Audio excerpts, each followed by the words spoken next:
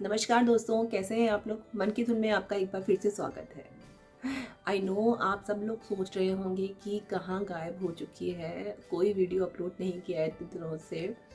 I am sorry for that, माफ़ी चाहती हूँ मैं आप लोगों से इस बात के लिए कि मैंने इतने दिनों से रियली में कोई वीडियो अपलोड नहीं किया है। पर इसका रीज़न मैं आपको ऐसे नहीं बताऊँगी, अपनी पोएम के थ्रू ही बताऊँगी। आज मैं जो कविता सुनाने वाली हूँ वो इसी टॉपिक के ऊपर है कि मैं इतने दिनों से कहाँ गायब थी। कम से कम आप लोगों में से कुछ लोगों ने मुझे एटलीस्ट याद किया होगा, इस बहाने याद किया ना।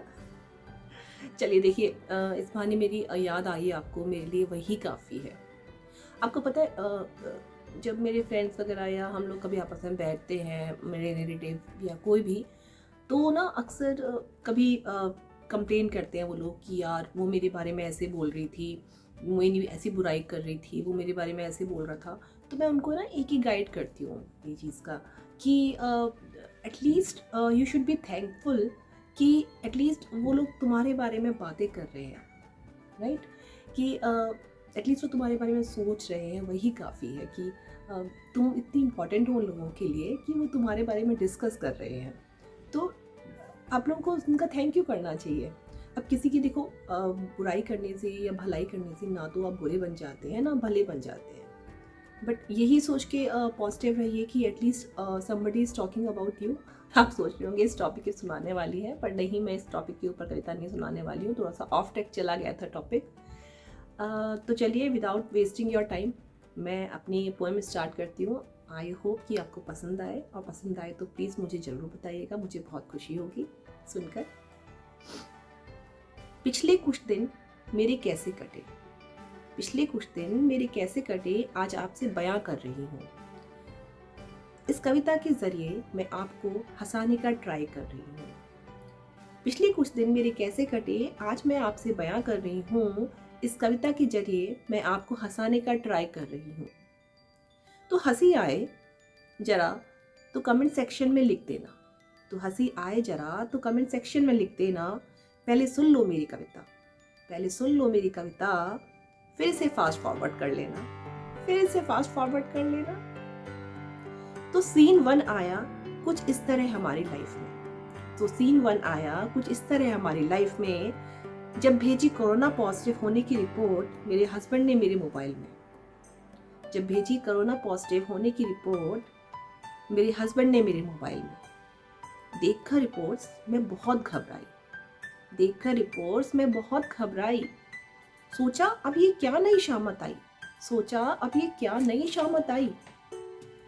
बच्चे तो पहले ही तंग करने को जान पर बैठे हैं, बच्चे तो पहले ही तंग करने को जान पर बैठे हैं।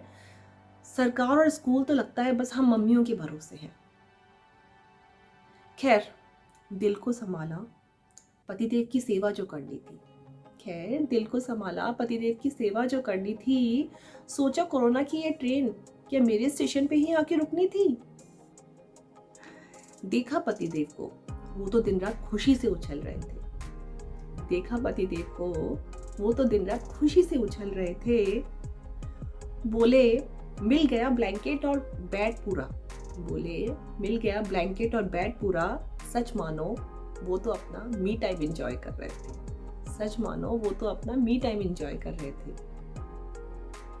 और कह रहे थे एक हाथ में टीवी रिमोट, एक हाथ में टीवी रिमोट और दूसरे में मोबाइल, एक हाथ में टीवी रिमोट और दूसरे में मोबाइल। वाह कहाँ मिलेगी ऐसी लाइफस्टाइल, वाह कहाँ मिलेगी ऐसी लाइफस्टाइल। ना जाने कौन सा बरसों का अधूरा सपना पूरा कर रहे थे, ना जाने कौन सा बरसों का अधूरा सपना वो पूरा कर रहे थे। कोरोना की इस ट्रेन में वो बैचलरहुड वाली जर्नी का एंजॉय कर रहे थे, कोरोना की इस ट्रेन में वो बैचलरहुड वाली जर्नी का एंजॉय कर रहे थे। खैर किसी तरह कटे 8-10 दिन, तो बोला मैंने, खैर किसी तरह कटे 8-10 दिन, तो बोला मैंने जाओ जाके रीटेस्ट करवा के आना, जाओ जाके रीटेस्ट करवा के आना। बोले क्यों मिस कर रही हो ना मुझे, बोले क्यों मिस कर रही हो ना मुझे। बट सॉरी इस ड्रीम लाइफ से मुझे वापस नहीं आना, बट सॉरी इस ड्रीम लाइफ से मुझे वापस नहीं आना।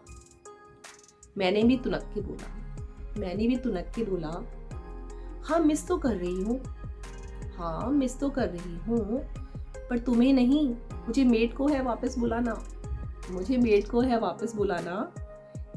एक बार तो लगा सच में कहीं मुझे मेड से प्यार तो नहीं हो गया, एक बार तो लगा सच में कहीं मुझे मेड से प्यार तो नहीं हो गया। इतना तो मिस कसम से कभी मैंने हस्बैंड को छोड़ो बच्चों को भी नहीं किया। इतना तो मिस कसम से कभी अपने हस्बैंड को तो छोड़ो मैंने अपने बच्चों को भी नहीं किया। बोली मैं नहीं बनना मुझे फिर से काम वाली बाई, बोली मैं नहीं बनना मुझे फिर से काम वाली बाई। थक गई बच्चों के साथ करके ये ऑनलाइन वाली पढ़ाई, थक गई करके बच्चों के साथ ये ऑनलाइन वाली पढ़ाई। तुमने तो लगा दिया फिर से इस घर में लॉकडाउन, तुमने तो लगा दिया फिर से इस घर में लॉकडाउन। पर तुम्हारे बच्चों की फरमाइशें ना होती स्लो डाउन, पर तुम्हारे बच्चों की फरमाइशें ना होती स्लो डाउन। पतिदेव आराम से चाय पीते पीते मेरी बातें सुन रहे थे, पतिदेव आराम से चाय पीते पीते मेरी बातें सुन रहे थे, पर मन में पक्का मुझे किसी तरह बहलाने का प्लान वो बुन रहे थे, पर मन में पक्का मुझे किसी तरह बहलाने का प्लान वो मन में बुन रहे थे। मैंने भी सोचा इतनी रेस्ट भरी लाइफ को इतनी आसानी से वो नहीं छोड़ेंगे, मैंने भी सोचा कि इतनी रेस्ट भरी लाइफ को इतनी आसानी से वो नहीं छोड़ेंगे। दिखाने पड़ेंगे बीवी के कुछ दाव पेंच, दिखाने पड़ेंगे बीवी के कुछ दाव पेंच, तभी ये टेस्ट करवाने दौड़ेंगे। नेक्स्ट डे बोली सुनो मुझे भी फीवर सा लग रहा है, नेक्स्ट डे बोली सुनो मुझे भी फीवर सा लग रहा है, ऊपर से मेड भी नहीं है, ऊपर से मेड भी नहीं है और बच्चों को पास बुलाने से भी मन डर रहा है। फटाफट से उन्होंने टेस्ट करवाया, फटाफट से उन्होंने टेस्ट करवाया और बोले तुम ये मेडिसिन खा लो, तुम ये मेडिसिन खा लो, मैं अब ठीक हूँ, मैं अब ठीक हूँ, बस किसी तरह मेड को वापस बुला लो, मैं अब ठीक हूँ, बस किसी तरह मेड को वापस बुला लो। जैसे ही मेड आई, जैसे ही मेड आई वो देवी का अवतार नजर आई, जैसे ही मेड आई वो देवी का अवतार नजर आई। सच में हस्बैंड से ज़्यादा उस दिन मुझे उसकी इम्पोर्टेंस समझ आई, सच में हस्बैंड से ज़्यादा उस दिन मुझे उसकी इम्पोर्टेंस समझ आई। तो कैसी लगी आपको मेरी पोएम, आप मुझे प्लीज़ ज़रूर बताइएगा। अगर आपको मेरी पोएम पसंद आए तो प्लीज़ मुझे कमेंट सेक्शन में लिख के भेजिए, और मेरे चैनल को जिन लोगों ने सब्सक्राइब नहीं किया है प्लीज़ सब्सक्राइब कर लीजिए। अगर आपको अच्छे लग रहे हैं मेरे पोएम तो यही रीज़न था, इस वजह से मैं आपके पास पोएम सुनाने नहीं आ पा रही थी।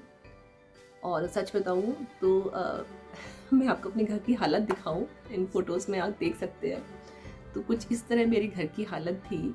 तो मुझे जगह भी नहीं मिल पा रही थी कि मैं कहाँ अपने वीडियो शूट करूं। ये पोएम मैंने जस्ट आपको हंसाने के लिए लिखी थी। और इस जो टॉपिक था ये वाला, जब मैं अपनी एक फ्रेंड से, बहुत अच्छी फ्रेंड है मेरी वो, तो मैं उससे डिस्कस कर रही थी इस टॉपिक के बारे में। जस्ट हम लोगों की कैजुअल बातें चल रही थी हस्बैंड को लेके कि कैसे हैं क्या है। तो मैं उनसे ऐसे डिस्कस कर रही थी, तो उन्होंने मुझे बोला कि तू इस टॉपिक के ऊपर पोएम लिख डाल। तो थैंक्स टू हर कि मैं आप लोगों के लिए इस टॉपिक के ऊपर पोएम लेके आई। But jokes apart, my husband अभी भी वो कोरोना पॉजिटिव ही हैं, उन्होंने अभी कल ही रीटेस्ट करवाया है, और माय बैड लक की मेड नहीं आई है अभी भी। बट मुझे लगा कि बहुत दिनों से आप लोग वेट कर रहे होंगे मेरे इस वीडियो का, तो मैं आप लोगों के लिए लेके आऊँ कुछ ना कुछ, चाहे मैं किसी भी हालत में हूँ पर एटलीस्ट मैं लेके आऊँ, कुछ सुनाऊँ आप लोगों को।